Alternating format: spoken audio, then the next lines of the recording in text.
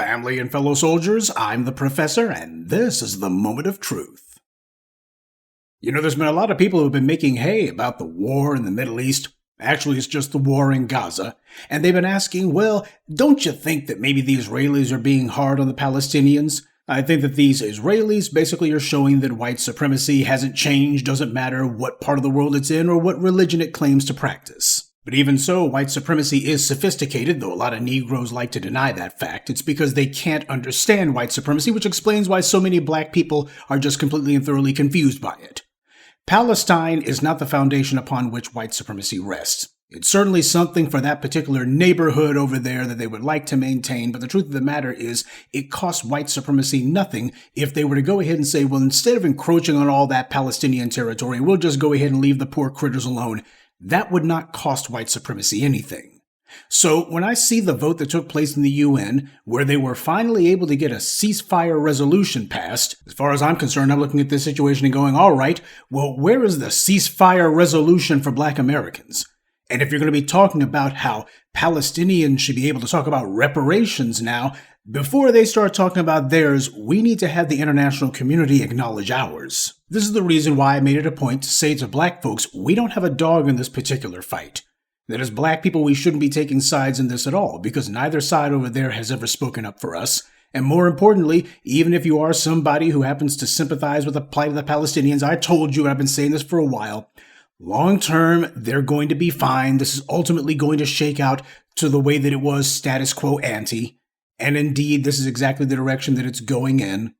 But I gotta say, it was amusing, though, to see that Greenfield woman who's supposed to be the ambassador to the UN. She looked just too pathetic, didn't she? The US had previously vetoed the 3 prior ceasefire resolutions, but this time the US decided to take a mulligan. Either that or Joe Biden was taking a nap that day and he didn't give Greenfield her marching orders. But in either case, in only a few days' time, this woman went from stridently defying the UN to humbly sitting back and looking down at her notes while the vote went forward. Biden made this woman look like a complete and thorough fool. Then again, there's precedent for it. How many times had Colin Powell or Condoleezza Rice also been made to look like fools for their respective leader, W? Yeah, these bootlicks just never learn. So what has the response of Israel been now that the UN has passed this resolution and the United States didn't decide to put its thumb on the scales for the umpteenth time? Netanyahu's throwing a tantrum. He has already publicly declared that the attacks by the Israeli government are going to continue, the bombing is going to continue. Oh yeah, and they're going to be also charging into Rafah, wherever the heck that is, so they can go ahead and continue, or as he puts it, complete the operation. He said that nothing's going to change. This vote by the UN means absolutely nothing. And even though members of the Israeli media and even former prime ministers of Israel have told Netanyahu that he's making himself very unpopular, perhaps Netanyahu is seeing the writing on the wall and he's already resigned himself to his fate. And if that is indeed the case, and with all the pressure on Netanyahu it may well be, in historical terms I consider that to be perversely ironic. You see, the Israelis were the ones who kidnapped the Nazi architect of the Holocaust, Adolf Eichmann. And according to the Israelis, when the Mossad agents caught him in Argentina and threw him into the back of a car, Adolf Eichmann's first words to them were allegedly, "I have resigned myself to my fate." So Netanyahu understands that the United States is the only thing keeping Israel afloat. Billions of dollars a year, and giving them billions more in military assistance just in the last 6 months alone, and here he is making a public show that he's going to defy the UN and the US? What does he think that he's doing? He's biting the hand that feeds him. He's declaring that he's withdrawing the Rafah delegation that was supposed to be coming to the US. Well, don't do America any favors, mind you. Now, there has been telegraphing by the Biden administration that a move like this was in the works. Kamala Harris, during the Bloody Sunday anniversary, she decided that she would say some critical statements about the Israelis. That should have been the first sign to Benjamin Netanyahu that Biden was already tiptoeing away from him. And of course, this continued with other remarks that were being made until it ultimately culminated in this. And then you had the recent visit by one of Benjamin Netanyahu's political rivals, somebody who is, well, at least on paper, part of Netanyahu's political coalition, but this guy's already saying, you know what, maybe I should be prime minister. And the Biden administration welcomed him with open arms, and Benjamin Netanyahu was angry about that. It seems like you guys are running against me. And then Chuck Schumer comes out and says Benjamin Netanyahu needs to knock it off. He's not serving Israel or the United States' interests. Now, this is something that he should have been able to see coming. I mean, all the signs were there. But then again, when you're used to having it all your own way for so long, you go into denial about anything that even seems to remotely look like a refusal.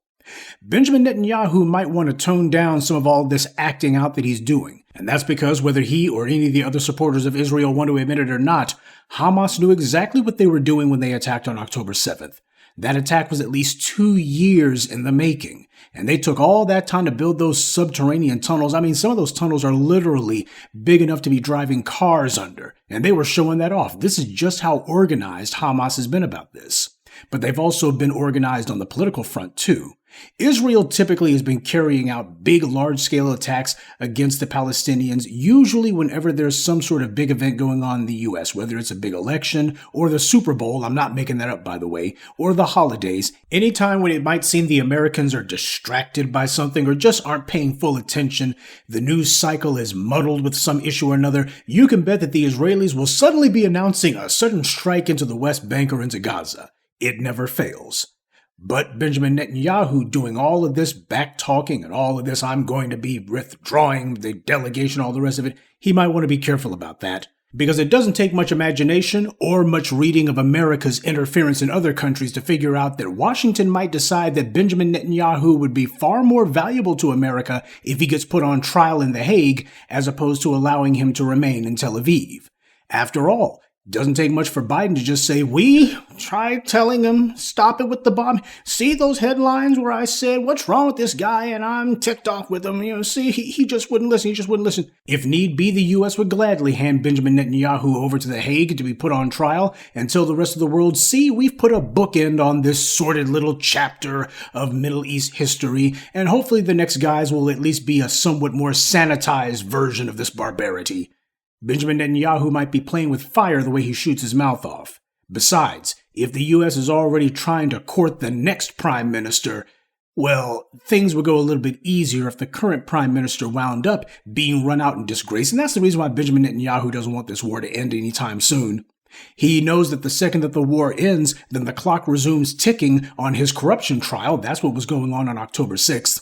And also a new clock begins on the investigation into the complete and thorough intelligence failure that led to the October 7th attack in the first place. So as far as Benjamin Netanyahu is concerned, he needs this thing to keep on going till he can figure out how to get himself out of it without going to a prison cell. But apparently the Biden administration has decided that they're not going to throw Benjamin Netanyahu a lifeline. And because of all of this genocide talk taking place in the UN, there could be major long-term ramifications that come out of it, because there's laws in the U.S. against giving money or weapons to a country guilty of genocide. So the developments taking place in the International Court of Justice could potentially cause big problems for Israel in the long term, because if these guys, no doubt after several years of deliberation, actually come back and say, yeah, Israel has committed genocide, then what that means is the United States would not legally be able to give Israel any more aid.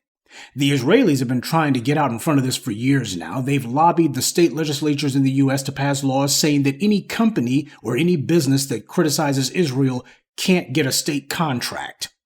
Censoring people in the United States from criticizing one specific country, these folks are playing to every single wicked trope by doing this. Now, the reason for this maneuver by the Israelis is clear. Israel's terrified of the BDS movement, that's boycott, divest, and sanctions. Now, up until this year, the BDS movement was merely an empty slogan chanted by college kids, but now, since this war and the outrage that's followed, there's been a number of foreign companies who have suspended business ties with Israel. The Israelis, of course, don't want that, so they demanded that these censorious laws be passed in the U.S. What they're thinking is they want to preempt any socially conscious corporations who might think about making public statements against Israel. They're hoping that this will discourage them. But even that will have all been for absolutely nothing if the ICJ comes back with a determination that Israel is indeed guilty of having committed genocide. So as I said to the folks who try to get us to take sides in this fight, I told you months ago that ultimately the Palestinians would be all right. There's massive attention on them, and it's translated into a historic vote in the UN, and even the US was forced to sit on its hands while that vote went forward. And yes, I think it's interesting to see the same Israel-friendly media who tried to pretend as if the pro-Palestinian activists didn't exist have to sit back and watch this happen. The white media's power lies in making people think that they're isolated. That's important because when you got the white media carpet bombing you with propaganda and telling you they've got the pulse of the masses, that discourages people from disagreeing with whatever narrative the white media pushes. So if you disagree with the white media, you're a fool. That's what you're meant to think, because their reporting accurately reflects the mood and sentiment of the masses, right? The white media puts hundreds of millions of dollars a year into convincing you of that. Established power hides behind this propaganda and ignores what the people want. But it didn't work in this case. But you know what else doesn't work? For people to be talking as if this is some sort of great moral victory. Perhaps it is a sympathetic victory, but as far as morality goes, it's morality with a very small m, because there's nothing you can say about the treatment of the Palestinians that you cannot say more so about the treatment of Black Americans. An alleged tens of thousands of Palestinian civilians have been killed by the Israelis in the last 6 months. Well, Black people die every single year in numbers larger than that due to deliberate, intentional denial of health care. The IDF has slaughtered Palestinian babies, along with their mothers too. Well, both the Black infant and maternal mortality rates in the U.S. are off the charts. Black babies are the most likely to die during the birth process or immediately afterwards.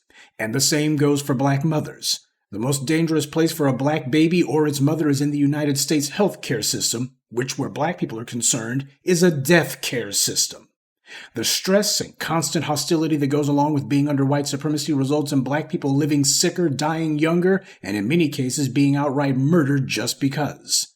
Tens of thousands of Palestinians have been killed by the Israelis. Well, that happens to Black people every single year. The Israeli government ghoulishly celebrates these killings of unarmed civilians, and the U.S. does the same, glorifying the murderers and demonizing the murdered. And the U.S. has been doing it far longer to Black people than the Israelis have to the Palestinians. In fact, the U.S. is where the Israelis got the idea from.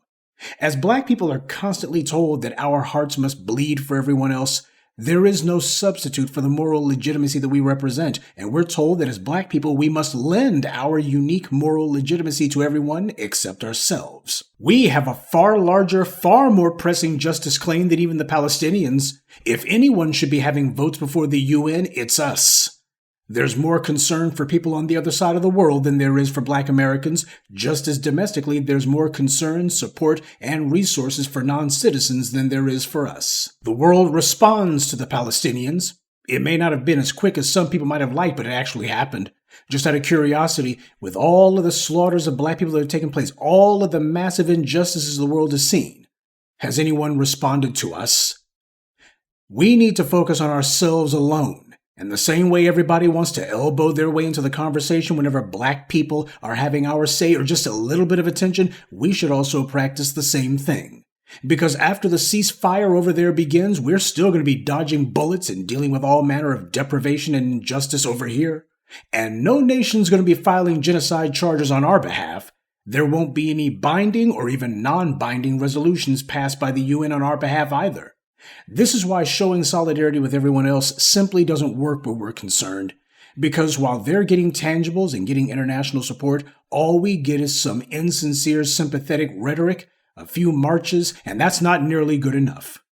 The war on Black Americans predates the Middle East conflict by hundreds of years. Massacres and ethnic cleansing continues without any sort of UN action. The same countries and activists getting dewy-eyed over Palestine just give us a "that's just too bad." I know that there's a lot of people who have enjoyed seeing the Israeli government's arrogance finally answered, at least in part. But unless you're going to actually be dealing with the United States government, which props up and enables all of this nonsense that Israel likes to do, then you're not actually changing anything. The UN Assembly actually applauded. World leaders applauded after that ceasefire resolution got passed. Perhaps they were also applauding because as far as they were concerned, we got ourselves an out. We got an excuse not to have to deal with what those Black folks in America are talking about. Because no matter what happens in Palestine, it is not going to change the racial pecking order that white supremacy's put in place. And that being the case, if you think that ceasefire resolution represents some sort of game changer, then you simply don't know the rules. good day, and be one. I'd like to take a moment to mention some of our contributors: Terrence Pitts, Rebellious Zoe, Turk McKenzie, Swole Money, and Isaac. Salute to them and thank you to everyone for listening, liking, and sharing this message. Black empowerment only exists because of you.